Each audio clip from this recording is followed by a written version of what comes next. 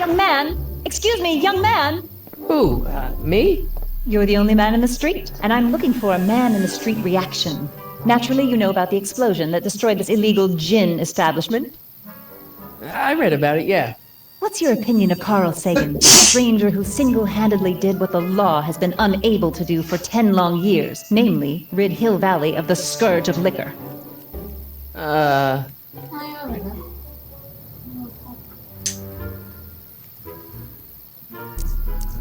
How'd Doc get himself into... Doc? Doc is his nickname. I'm good friends with Carl. You are? Really? Oh, but I need an unbiased opinion for my story. Pretend you don't know him. How would you feel about his heroic act of destruction?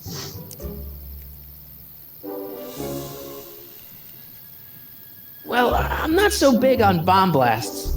Yes, but this bomb blasted a speakeasy, the very symbol of lawlessness and corruption. You're all for cleaning up the town, aren't you? Do you have a message for the vicious gangsters who still roam these streets, no doubt plotting to corrupt our citizens with another den of booze, sin, and debauchery?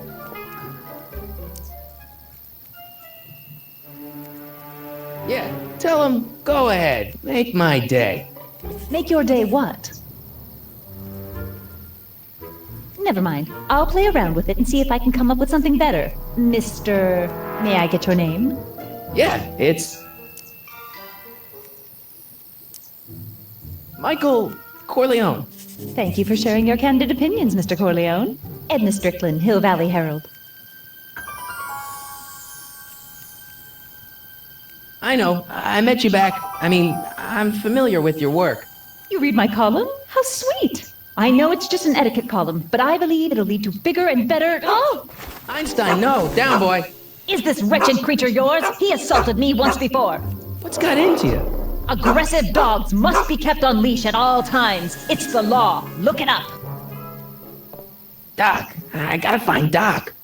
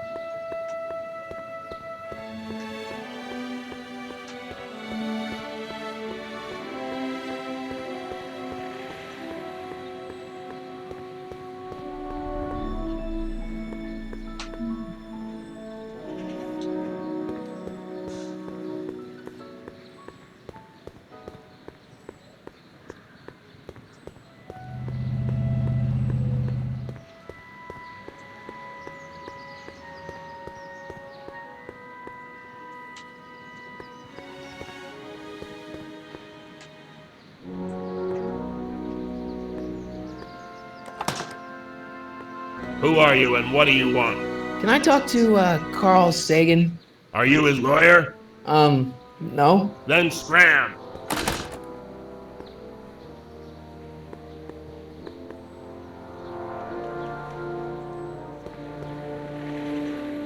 Doc! Art! Doc! What are you doing here? You sent for me, Doc. I did? When? May 14th, 1986. 1980? The automatic retrieval system, of course. I'd almost forgotten about that. So what's our plan for getting you out of here? Plan? We don't need a plan. We don't. Not in the slightest. The police picked me up for that speakeasy fire a couple of weeks ago, but the DA hasn't got a case. They're releasing me tomorrow morning. So basically, I traveled 50 years into the past to deliver your car? Sorry about that, but it's so wonderful to see you. We have a lot of catching up to do. Yeah, you might want to hold off on that, Doc. Great Scott! I'm going to be gunned down by gangsters on the steps of the courthouse. Why would they do that? Guess they didn't approve of my burning down their speakeasy. Very funny, Doc. Maybe now we should come up with a plan. A plan? Right. But what? Why don't I take the DeLorean, go back in time before you were arrested, and stop you from getting caught in the first place? Don't even think about it. Without my unjust incarceration, the events that sent you into the past might never happen, resulting in a paradox of continuum shattering proportions. Jeez, we've been back together for 5 minutes, Doc, and you're already talking about the end of the universe. I've missed that. Don't be ridiculous, Marty. I was only referring to the end of the universe as we know it. Why don't we try to tough it out? Now that we know what's coming, maybe we sneak it past the gangsters with a bulletproof vest or something. That might work with 1 or 2 bullets, but from the looks of this article, it appears that I'm going to be mowed down in a hail of Tommy gun fire that rendered the innocent stranger little more than a puppy mass of bones and gristle. Who writes like that? According to the byline, one Edna Strickland. I should have guessed. Hey, maybe I could talk to the gangsters. Tell them they're about to shoot the wrong guy. I don't think the criminals of this era are going to be very receptive to a complete stranger telling them that their secret assassination plan is misguided, do you? Well, I suppose I could just get some dynamite and break out of jail. No, that's far too dangerous. Not just to me, but to random innocent people in the past. The repercussions could be... That's it! What's it? My rocket-powered drill. You have a rocket-powered drill? Not yet. I haven't built it yet. You've lost me, Doc. Listen. A few months ago, my 17-year-old self sent in a patent application for a rocket-powered drill. I abandoned the project after I never heard back from the patent office, but the prototype should be nearly complete. Great, I'll just run back to your lab and... No, I said nearly complete. You'll need me to help you finish it. How the hell am I supposed to sneak a half-finished rocket-powered drill into your cell? Not me! 1931 me! Wait a minute, Doc. You want me to convince your 1931 self to build a rocket-powered drill to break you out of jail? Precisely! How am I supposed to convince your younger self to finish the rocket drill? Just tell him I need to break his older self out of jail? Absolutely not. Whatever you do, you can't tell my younger self anything about time travel. I won't come up with the inspiration for the flux capacitor for another 24 years. Then what am I supposed to... Just be your charming self. From what I remember, I'm a pretty easygoing kid, so enlisting me in a scientific adventure should... Okay, let's say I go along with this crazy idea. Where can I find you? I mean, the other you. How should I know? It was over 50 years ago. Why don't you go over to the soup kitchen next door and give my house a call? They'll know where to find me. Soup kitchen. Got it. Just stay away from the soup. It'll cause irreparable damage to your digestive system.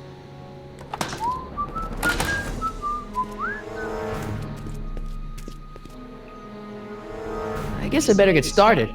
Don't worry, Doc. I'll get you out of here in no time. I'm not worried. Once you and my younger self put your heads together, you'll be unstoppable.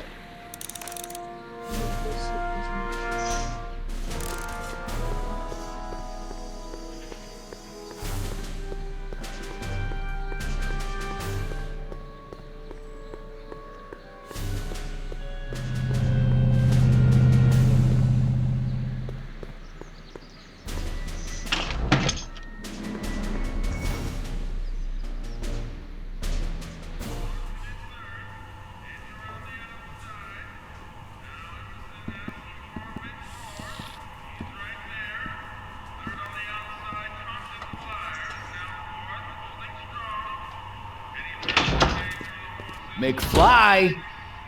Biff? Kid! Grandpa? That's Mr. Tannen to you, Artie. What are you doing out here? Well, I was getting kind of hungry, so I figured I'd come down here for some free soup. Just thought I'd come down for some soup. Think, McFly. The DA's throwing around subpoenas like Babe Ruth. I don't think Ruth's a pitcher anymore. Shut it. If one of those subpoenas landed in the hands of my number cruncher, I'd be in a whole lot of trouble. I could even get sent up the river. You wouldn't want that, would you? Would you? No, of course not, kid.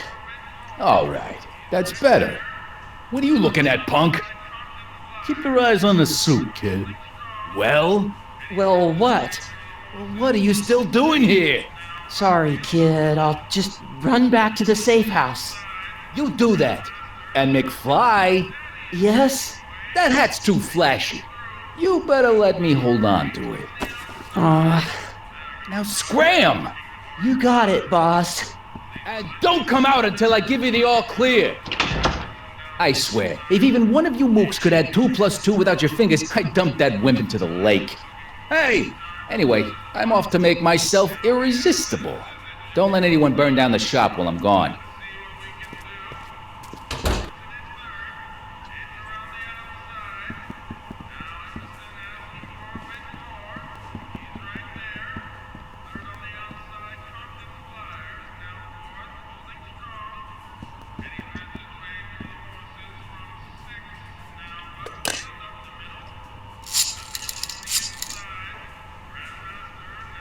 Brown residents.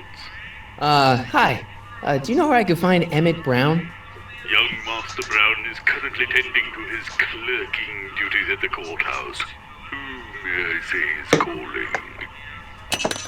The courthouse? Doc never told me he worked at the courthouse.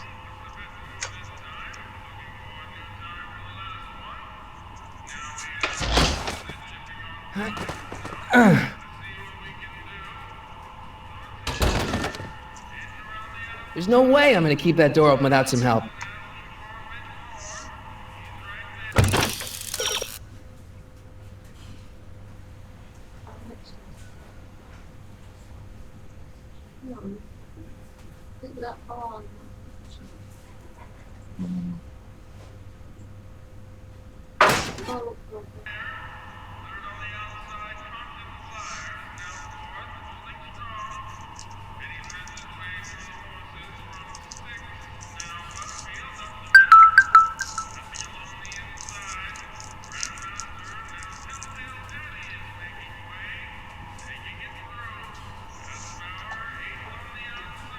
Just says your team seems to be working there. Oh, have you tried it? Yes, we have. So it's working. Says he got down today, it's probably driving up to Sheffield or what. Yeah, where's your team to be where's your team to be working?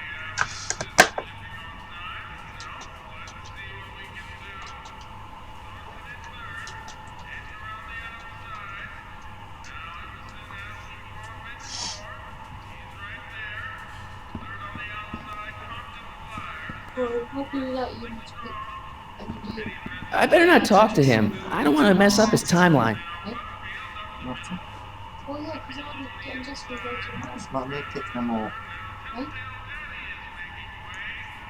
Well, you supposed to think that I'm trying to work with you, come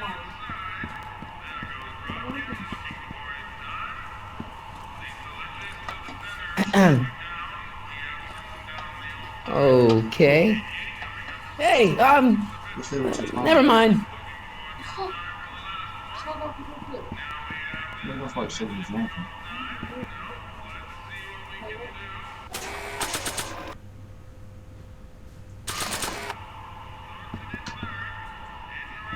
I really don't think they need to know the Brown family phone number. No.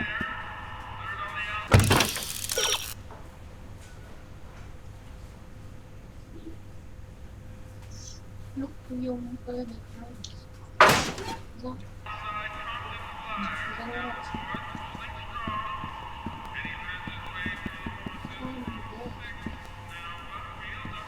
You're gonna live, you get